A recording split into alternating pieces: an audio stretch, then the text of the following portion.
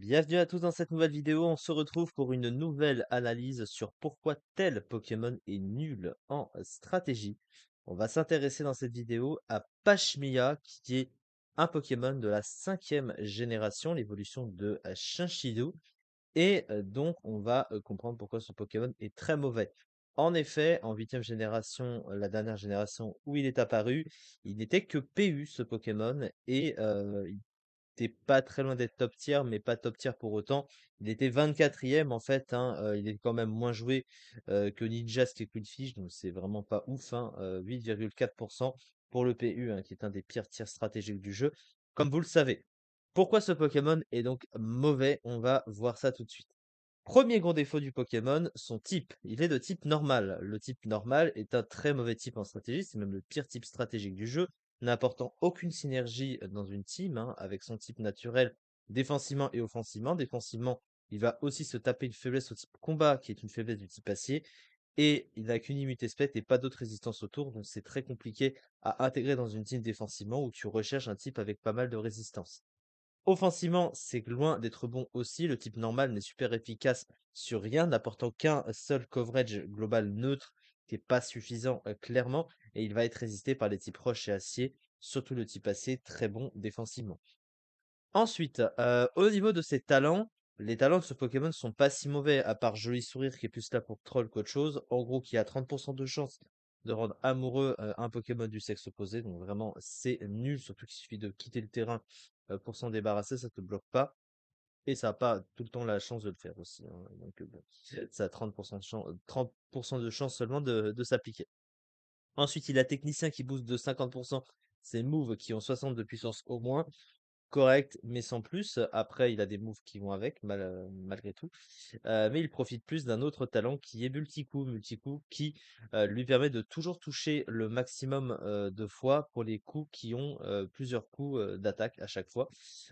Et donc, il a évidemment des options de beaucoup pour aller avec. Donc, on va dire que ça, c'est pas mal. Mais par contre, ce qui suit derrière, eh ben, c'est beaucoup moins gratifiant pour le Pokémon. Au niveau de ses stats, surtout, il a une attaque de 95 qui est correct, mais vraiment pas exceptionnel, clairement. Il a une bonne vitesse par contre de 115, donc ça, même aujourd'hui, c'est pas mal. Mais à côté, un bulk désastreux, hein, de 75, 60, 60, donc il tente pratiquement à rien. Et il a une attaque spéciale de 65, évidemment, pas utilisable. Maintenant, concernant son move pool, le problème de ce Pokémon, c'est que il va avoir des options, enfin quelques options de move pool, mais rien d'autre pour aller avec en fait. Donc en fait, il fait partie de ces Pokémon qui vont être bons qu'à une seule chose et ils vont jamais avoir rien d'autre à côté. Et donc sur le plan offensif, alors pour aller donc avec son talent multi-coup, il va avoir notamment Bullrock, Balgraine, Plumeau-Queue et aussi Triple Axel qu'il a obtenu en 8e génération, qui lui permet de pouvoir taper plusieurs fois à chaque fois. Le problème, c'est que même avec ça, ça fait pas toujours très très mal parce que bah, il a pas une attaque de ouf, hein, et que même avec le maximum de coups, bah, parfois tu vas manquer de puissance pour tuer un Pokémon et derrière, tu es très facile à tuer parce que tu vraiment pas de bulk. Et comme tu es type normal et que tu as pas de résistance quasiment, et ben, à part l'immunité spectre, et ben, tu vas te faire arracher la tête encore plus par un Pokémon de type combat parce que le mec en face, il va clairement ramener, soit il laisse mourir un Pokémon sur ton coup et derrière il ramène un type combat que tu touches pas vraiment et il te tue, ou alors avec une priorité de type combat, il te tue, ou n'importe quelle priorité, il te tue, tellement ce Pokémon ne tank rien.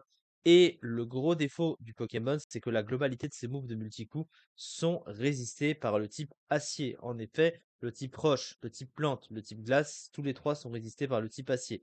Alors, il possède quand même l'accès à sabotage qui lui permet de toucher les types acier, mais ça fait vraiment pas mal. Donc, bon, c'est plus utilitaire qu'autre chose. Il a demi-tour quand même qui lui permet de pivoter, mais il peut pas trop revenir ensuite sur le terrain, donc il va avoir un peu de mal.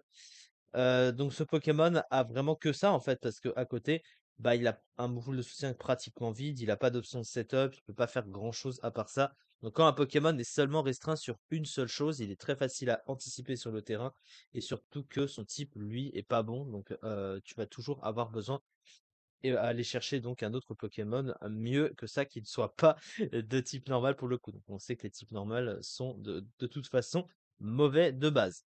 Et c'est ça donc pour cette petite vidéo sur Pachevilla. On se retrouve la prochaine fois pour parler d'un autre Pokémon et sur pourquoi il est nul en stratégie.